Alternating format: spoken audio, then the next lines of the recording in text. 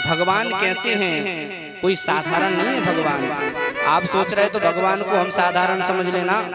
जन्म आदि यस्य विकार रहतस्यापि तस्य वसुदेव गृहे जन्म। जन्म लेने की देर नहीं हुई और सीधे कंस मामा को पनप नहीं पड़ने दी और सीधा गोकुल पहुंच गए। कोई साधारण होंगे? अच्छा आप बताइए, भगवान का जन्म घर में हुआ था या जेल में? जेल में। सब लोग जानते हैं लेकिन वास्तविकता नहीं जानते। अच्छा ये बताओ, घर कहते किसे है? घर की परिभाषा जानते हो? आपने तो कह दिया जेल में, लेकिन वास्तविक संत कहते हैं भगवान का जन्म वसुदेव जी के घर में हुआ है। अरे महाराज क्या बोल रहे हो? कुछ ध्यान है कि भांग पीकर बैठे हो? बोले ना। घर की परिभाषा क्या है? जहां पर घर वाली हो वही तो घर है। बोलो राधे राधे। हाँ, ना गृहम गृहमित्याहु गृहिणी गृहमुच्यते। जहां पर स्त्री का वास हो, लक्ष्मी का सम्मान हो, वही तो घर है। और जहाँ पुरुष ही पुरुष हो तो वो तो खंडार परिवर्तित हो जाता है। पुरुषों का क्या, सुबह से निकले शाम को ना आए घर में, पूरा घर मटमैला गंदा हो जाए। इसीलिए संतों ने इस कथा के अर्थ को बदल दिया। ना गृहम गृहमित्याहु गृहिणी गृहमुच्यते वसुदेव गृहे जन्म।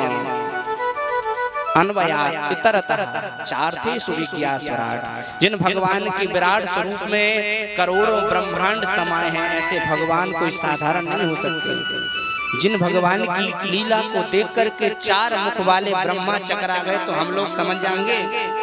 हम लोग कहते हैं हम तो बहुत कथा सुन लिए, बहुत कथा सुन लिए। 4 मुख बाला ब्रह्मा मुह्यन्ति यत सूरयाः। बड़े बड़े सूरवीर मोहित हो गए भगवान की लीला में। अरे औरों को छोड़ो, जगत जननी माता सती, उनको भी भरोसा नहीं हो रहा है कि भगवान ये राम भगवान है। ऐसा कोई भगवान होगा जो अपने पत्नी के विरह में रोगा, जंगलों में भटकेगा? हे खग हे मृग मधुकर श्रेणी, तुम देखी सीता मृग नहीं। ऐसी चितवन से भगवान के इस दृश्य को देखा तो सती को भी आज डाउट हो गया, विश्वास नहीं होता कि भगवान है। तब परीक्षा लेने गई तो क्या हुआ? इसलिए ध्यान रखना, माताओं से निवेदन है ज्यादा परीक्षा मत लिया करो अपने पतियों की। बोलो राधे राधे। फिर पता चले फिर परीक्षा लेते लेते कहीं आपको ही हानि ना झेलनी पड़े। एक पत्नी अपने पति पर खूब शक करती थी। बोलो राधे राधे। यहाँ पर भी करती तो होगी, ऐसा तो हो नहीं सकता है। तो ऐसी पत्नियों को फिर ज्यादा मुंह की खानी पड़ती है। इसलिए माताओं से निवेदन है कि यदि गलत हो रहा है, आंखों से दिख रहा है तो ठीक है, ज्यादा शक में मत पड़ा करे। संसार में जरा सा समय लेकर के आए, कब चले जाएंगे कोई पता नहीं। मस्ती में रहा करे, मस्त रहा करे, हंसते रहा करे। जीवन में हंस करके गुजारो तो जीवन आपका आनंदमय हो जाएगा। संपत्ति और धन से आप सुकून नहीं खरीद सकते। पत्नी को लेकर के आए, वो अपने सारे परिवार को छोड़ करके आई। 20 साल का इतना बड़ा अनुभव छोड़ करके कितने एक क्षण में आपकी हो जाती है। उन देवताओं से भी निवेदन है पत्नियों पर भी ज्यादा शक न करें, और खासकर माताओं को ज्यादा डाउट रहता है। आगे कथा सुनेंगे, माता पार्वती जी को डाउट होता है मुंडों की माला। तो एक पति ने भी ऐसी मुंह की खिलाई माता जी को, श्रीमती जी को, कि जीवन भर याद करें। एक पत्नी है कभी मायके ना जाए। बोलो राधे राधे। क्यों? पति को छोड़कर नहीं जाऊंगी, मुझे शक है। आपकी तो शक नहीं करती। प्रभात जी कह रहे ना, बहुत अच्छी बात है। पति ने कहा मेरा नाम भी पति नहीं, मैंने इसको सबक ना सिखाया। एक बार की बात है बेचारी के भाई की शादी आ गई। अब क्या करें, भाई की शादी में तो जाना ही पड़ेगा मायके में। एक बेटा, छोटा सा बेटा, अब कैसे छोड़े, कैसे छोड़े, सोचने लगी क्या करूं, बेटे को छोड़कर चली जाती हूँ, कब इसका ये निगरानी में तो रहेंगे। देखो सुनो जी, हाँ देवी जी, भाई की शादी है, आप तो शादी के दिन आ जाना, मैं 2 दिन पहले जाना चाहती हूँ क्योंकि मंडप बांधना होता है, उसके लिए भी तो जाना है। लेकिन खबरदार जो घर से बाहर निकले तो। अरे देवी चली तो जाओ, हम कहाँ कह रहे हैं कि हम निकलेंगे। बेटा पापा का ध्यान रखना, पिताजी का बिल्कुल ध्यान रखना, कहीं जाने ना पाए। स्वामी कह रहे हैं कैसे न कैसे चली तो जाए।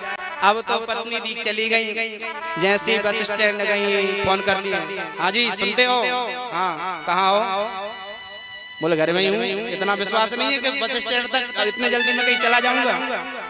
बोले मिक्सी चला के बताओ। बोलो राधे राधे। पति देव ने मिक्सी चालू कर दी। अब बस में बैठ गई, बस में उसका मन नहीं लग रहा है।